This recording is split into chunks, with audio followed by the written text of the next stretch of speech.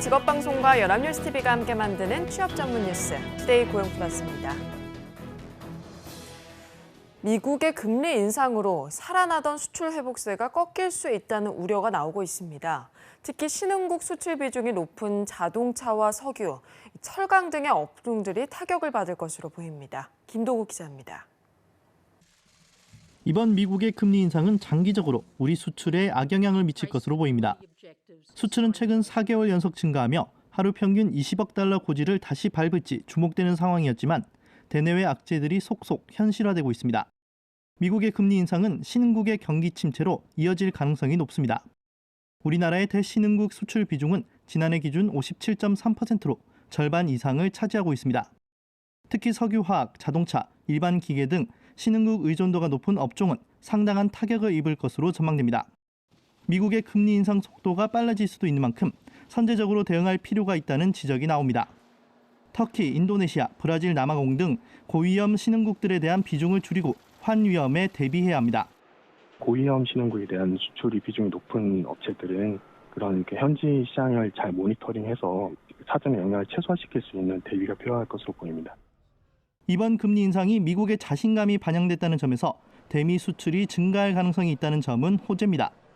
수출 효자 종목인 반도체나 디스플레이의 경우 달러 강세에 따른 환차익으로 실적 개선 효과를 볼 수 있습니다. 실제로 삼성전자는 작년 4분기에 원달러 환율 상승으로 약 3천억 원의 이득을 보기도 했습니다. 연합뉴스TV 김동욱입니다. 이번 미국의 금리 인상에서 최대 관심은 언제 또 어디까지 올리느냐입니다. 예상대로 연내 2번 정도 더 올린다면 한국보다 미국 금리가 더 높아져서 외환위기 때처럼 외국 자본이 썰물처럼 빠져나갈 수 있는데요. 정부는 이에 대비해 위험 관리에 나서는 등 긴박한 움직임을 보이고 있습니다. 김종수 기자입니다. 미국 기준금리 인상 소식이 전해지자 정부도 긴급 대책 마련에 나섰습니다.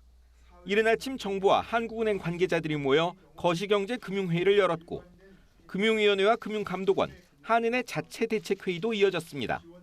정책당국의 1차적 걱정거리는 미국이 금리를 더 올릴 때 벌어질 현상입니다. 예상대로 2번만 더 올려도 미국 기준금리인 연방기금금리 목표치는 1.25에서 1.50%, 최저선을 유지해야 우리 기준금리와 같습니다. 미국이 더 높아질 수 있는 겁니다. 국내 유입 외국 자금은 당연히 경기가 좋고 금리도 높은 미국으로 빠져나갈 수 있는데 그 속도가 너무 빠르면 주식 채권 시장은 큰 타격을 입고 외화도 급격히 유출될 수 있습니다. 미국의 금리 인상으로 시장의 변동성이 확대될 가능성에 대비하여 정부와 관계기관은 높은 긴장감을 가지고 우리 금융 외환 시장 상황을 철저히 모니터링합니다. 미국 금리가 더 높아질 때 발생할 시장 불안 우려 탓에 불황 속의 기준금리를 올려야 할 상황에 몰린 점도 부담입니다. 다만 한은은 미국이 올린다고 바로 따라가지는 않는다는 입장입니다. 누차 말씀드립니다만은 미 금리 인상 횟수에 따라서 거의 기계적으로 저희들이 기준금리를 조정하는 건 아니지 않습니까? 하지만 시장 금리는 이미 치솟고 있습니다. 이 때문에 정부는 가계빚 부실화와 기업의 자금 사정 악화를 막기 위한 대책에도 착수했습니다. 연합뉴스TV 김종수입니다. 미국의 금리 인상으로 국내 금리도 오르면서 가계부채 문제가 악화할 가능성에 대비해 정부가 농협과 수협, 새마을금고 등 상호금융의 가계대출을 더 억제합니다. 금융위는 여신심사 가이드라인을 6월부터 전 상호금융으로 확대 적용하고 고위험 대출 시 손실 대비 충당금 추가 적립 등의 조치를 오는 20일에 내놓기로 했습니다. 이를 통해 상호금융 가계대출 증가율을 한 자릿수로 묶을 방침입니다. 중국 정부의 한국 여행 금지가 본격화하면서 국내 관광업계는 타격을 받고 있습니다. 하지만 한편에서는 중국인들이 줄어서 조용하고 깨끗해진 지금이 국내 여행 적기라면서 반기는 사람들도 있습니다. 이준음 기자입니다.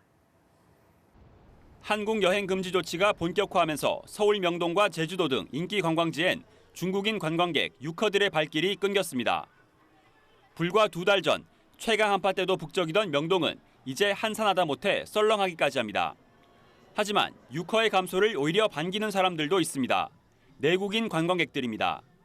관광업 종사하시는 분들께는 좀 죄송하지만 돌아다니는 사람 입장에서는 조용해졌기도 하고 깨끗해졌기도 하고. 중국인이 적은 지금이 국내 여행 적기라는 분위기 속에 각종 패러디물까지 등장할 정도입니다. 실제 중국 정부가 한국 여행 금지를 언급한 이달 초부터 제주도를 찾는 내국인 관광객은 지난해보다 10% 넘게 늘었습니다. 그래서 너무 좋아요. 시끄럽지도 않고 중국인들 없어지니까 국내 관광들 많이 이제 턴하더라고요. 그래서 턴을 해서 제주도로 많이 지금 내려오고 있어요. 안전을 이유로 중국행 수학여행까지 줄줄이 취소되고 있는 가운데 우리도 중국에 안 간다며 맞불을 놓는 국내 관광객도 늘고 있습니다. 한 국내 여행사의 경우 최근 중국 여행 상품 예약이 절반 가까이 줄었습니다. 대신 관광객들은 일본과 동남아시아 쪽으로 눈을 돌렸습니다. 중국의 사드 목리에 관광업을 사이에 두고 두 나라의 골이 깊어지고 있습니다. 연합뉴스TV 이준음입니다. 대한민국의 보통 사람이 서울에서 아파트를 사려면 월급을 한 푼도 안 쓰고 10.9년을 모아야 하는 것으로 나타났습니다. 신한은행이 발표한 2017 보통 사람 금융생활 보고서 추가 이슈 분석을 살펴보면 서울의 32평 아파트의 평균 가격은 6억 1,038만 원으로 전체 가구 평균 소득인 468만 원을 기준으로 10.9년을 모아야 월급만으로 집을 살 수 있었습니다. 연령별로 보면 20대는 17.9년, 30대는 11.3년, 40대는 10.1년이 걸렸습니다. 법학전문대학원 로스쿨은 등록금이 비싸서 부유층 자제들을 위한 부의 대물림 수단으로 활용된다는 지적을 받았습니다. 그런데 서울 사립 로스쿨 장학금 신청자의 소득 수준을 살펴봤더니 절반 이상이 고소득층이었습니다. 보도에 장보경 기자입니다. 올해 서울사립법학전문대학원 로스쿨에서 취약계층 장학금을 신청한 학생의 소득 수준을 분석해봤습니다. 소득 구간은 월소득과 재산을 바탕으로 산정합니다. 올해 1학기 1분위 가구의 소득은 약 130여만 원 이하, 10분위는 1,290여만 원 초과입니다. 그런데 고려대, 연세대 등 서울 지역 사립 로스쿨 10곳에서 장학금 신청자의 소득 수준을 분석한 결과 경제적으로 가장 부유한 10분위에 해당하는 비율이 절반에 달했습니다. 장학금을 신청하지 않은 학생들은 경제적 여건이 더 나을 것으로 추정되기 때문에 실제 고소득 학생의 비율은 이보다 높을 것으로 예상됩니다. 전체적으로 따져봐도 상황은 비슷했습니다. 올해 1학기 로스쿨 취약계층 장학금 신청자 4,100여 명 가운데 10분위 학생은 37%에 이르렀지만 기초생활보장수급자는 2.7%에 불과했습니다. 올해 전국 로스쿨의 연평균 등록금은 1,400여만 원, 사립대는 1,600만 원 선이 될 것으로 전망됩니다. 그동안 비싼 등록금으로 부유층 자제들에게 유리한 법조인 양성 수단이라는 비판을 받아온 로스쿨. 등록금 인하, 장학금 혜택 확대라는 정부의 대안에도 금수저 학교라는 오명은 벗어나지 못했습니다. 연합뉴스TV 장보경입니다. 우리나라 성인들은 7개 주요 직업군 가운데 교육자를 가장 신뢰하는 것으로 나타났습니다. 한국언론진흥재단이 지난해 6월부터 8월까지 전국 성인 5,128명을 대상으로 설문한 결과 교육자에 대한 신뢰도가 가장 높았고 이어서 종교인, 언론인, 법조인 순으로 나타났습니다. 정치인은 10년 전 조사와 마찬가지로 신뢰도 점수가 가장 낮았고 고위공직자, 경제인이 그 뒤를 이었습니다. 대형 재난이나 산악, 순환사고가 발생하면 가장 먼저 현장으로 달려가는 사람들이 있죠. 바로 119 특수구조단 대원들입니다. 광주 119 특수구조단이 신청사에서 본격적인 특수구조 업무를 시작했습니다. 김경인 기자입니다. 공장 저장 탱크 배관에서 유해 화학 물질인 황산이 누출된 상황. 방호복으로 중무장한 119 특수구조단 대원들이 특수장비로 오염 지역을 살핍니다. 인명구조반은 현장에 쓰러진 사고자를 안전한 지역으로 이동시키고 다른 대원들은 현장 소독과 함께 오염물질을 제거합니다. 화학물질 누출 재난 현장에서 119 특수구조단이 하는 일입니다. 지난 2015년 창단한 광주 119 특수구조단. 그동안 650여 곳의 현장에서 470여 명의 소중한 인명을 구조했습니다. 네, 저희 특수구조단은 화학사고, 또 생물학사고, 방사능사고뿐만 아니라 테러 각종 현장에도 출동해서 신속한 현장 대응을 그 목적으로 하고 있습니다. 창단 18개월 만에 새 청사로 이사한 특구단. 화학물질 분석차와 제독차, 긴급구조통제버스 등 특수장비를 새롭게 갖춰 더욱 신속한 현장 대응이 가능해졌습니다. 광주 119 특수구조단은 재난 발생 시 시민의 생명과 안전을 위해 최선을 다하겠습니다. 화이팅! 연합뉴스TV 김경인입니다. 육아휴직을 이용한 여성 10명 중 4명 이상은 1년 안에 직장을 떠나는 것으로 나타났습니다. 한국보건사회연구원에 따르면 2014년 육아휴직을 떠났다가 복직한 여성 중 1년 뒤에도 해당 직장을 다니고 있는 비율은 56.6%로 4년 연속 상승세를 보였습니다. 반면 육아휴직 없이 출산휴가만 쓴 경우에는 1년 후 같은 직장에 다니는 확률이 80%에 달했습니다. 또 출산휴가 이용자 중 육아휴직까지 이용하는 비율은 60.5%로 2년째 감소하면서 수년째 60% 초반대에 머물러 있습니다. 백설기데이, 가래떡데이 들어보신 적 있나요? 백설기데이로 지정한 3월 14일은 화이트데이, 가래떡데이인 11월 11일은 빼빼로데이가 더 익숙합니다. 정부가 쌀 소비 속취를 위해서 이런 날을 만들었는데 아는 사람이 많지는 않습니다. 홍정원 기자입니다. 백설기와 가래떡, 쌀로 만든 대표적인 음식입니다. 정부가 지속적으로 줄고 있는 쌀 소비를 장려하기 위해 백설기와 가래떡을 주제로 캠페인을 벌이고 있습니다.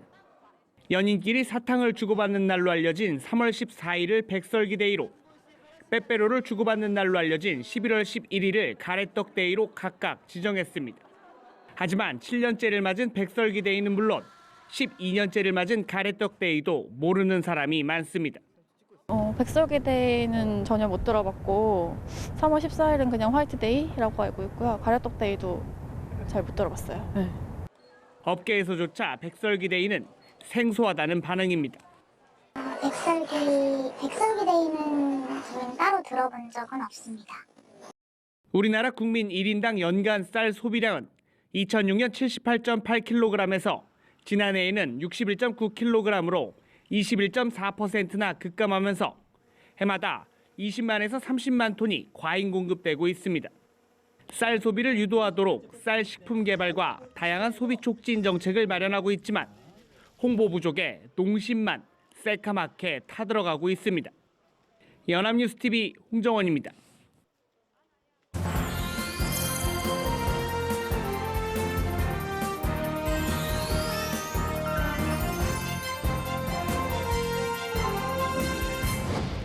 숨겨져 있는 알짜 직업을 소개하는 히든잡 시간입니다. 투데이 고용플러스의 공식 취업 도우미죠. 구본아 캐스터와 함께합니다. 안녕하세요. 안녕하세요. 히든잡 시간입니다. 최근 한 서울대학교 교수가 자신의 두 딸을 농업고등학교에 보내고 싶다고 밝혀 화제가 됐습니다.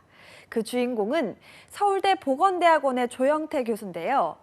그는 인구학이라는 다소 생소한 학문에 기초해서 이 미래의 유망 직업으로 농부를 꼽았습니다. 네, 자기 자식에게도 물려주고 싶지 않은 게 농산일이라고 하는데 서울대 교수가 그런 말을 했다니까 조금 의외입니다. 그렇다면 오늘의 히든잡은 바로 농부겠군요. 그런데 농부가 유망 직업이라는 근거가 있나요? 네, 있습니다. 인구 구조 변화를 보면 농부가 왜 유망 직업인지 알 수 있다고 하는데요. 이 초고령화 사회가 시작되면서 의사, 변호사 등의 전문 직군은 60, 70대에도 은퇴를 미루는 경향을 보이고 있습니다. 그런데 지금 40, 50대는 베이비 부머 세대로 인구가 가장 많은 세대죠. 자연히 이 세대의 의사와 변호사 숫자도 가장 많은데요. 그래서 이들이 60, 70대가 되는 시기에는 이런 전문직의 경쟁이 더 치열해지게 됩니다.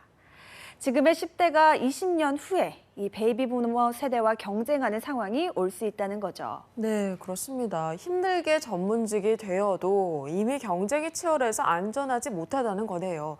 고령의 의사, 변호사들이 이미 포화 상태니까요. 네, 그렇습니다. 그런데 농업은 완전히 다른 양상이라고 합니다. 현재 농업에 종사하는 인구가 급격한 속도로 줄고 있는데요.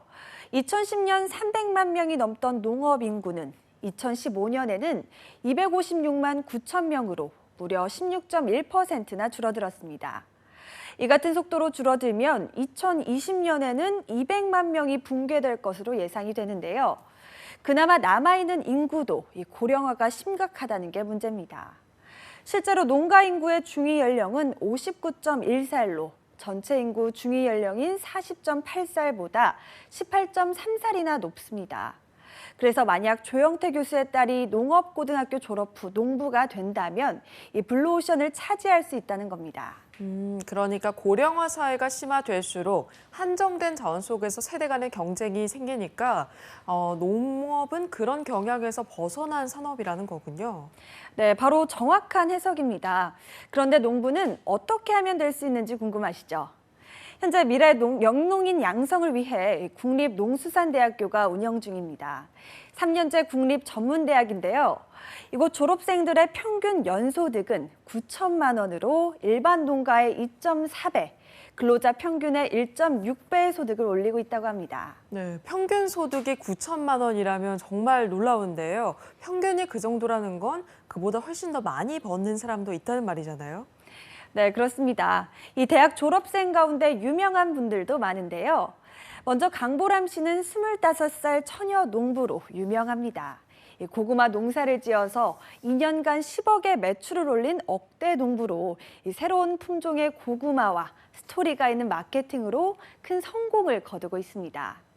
또 다른 졸업생으로는 마와 우엉을 생산하는 요하성 씨도 유명합니다. 30대 중반의 나이에 직원이 60여 명, 매출 136억 원의 기업 대표가 됐는데요. 채소학과를 졸업하고 재배뿐 아니라 시장 분석을 통해 가공식품을 만들어 홈쇼핑에도 진출했다고 합니다. 네, 이 정도라면 정말 의사, 변호사보다도 수입이 많은 건데요. 한국농수산대학 출신들이 특별히 성공하는 비결이 있을까요?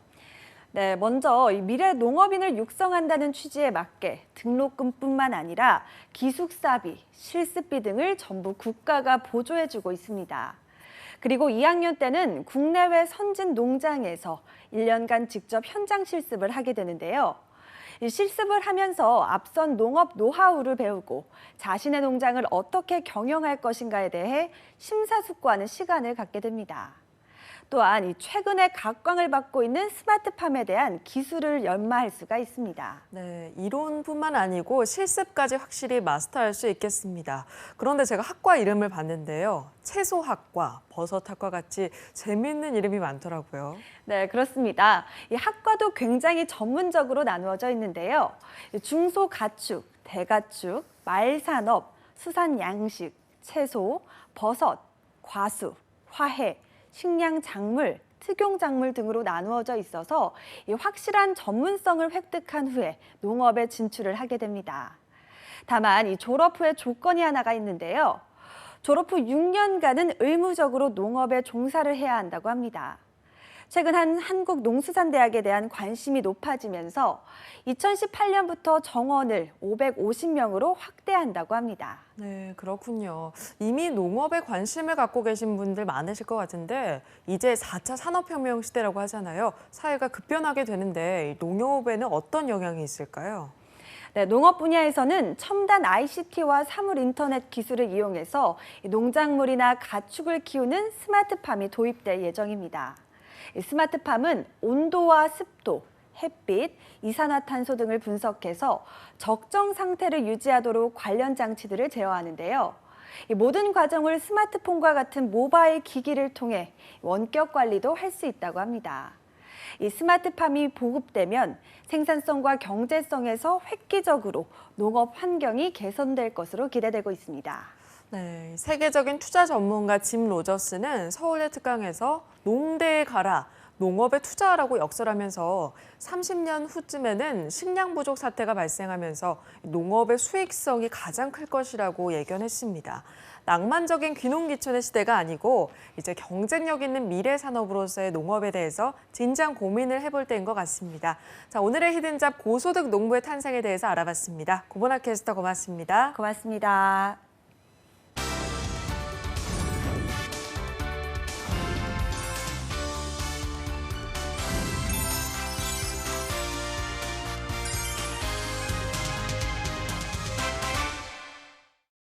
투데이 고용플러스 오늘 준비한 소식은 여기까지입니다. 함께해 주신 여러분 고맙습니다.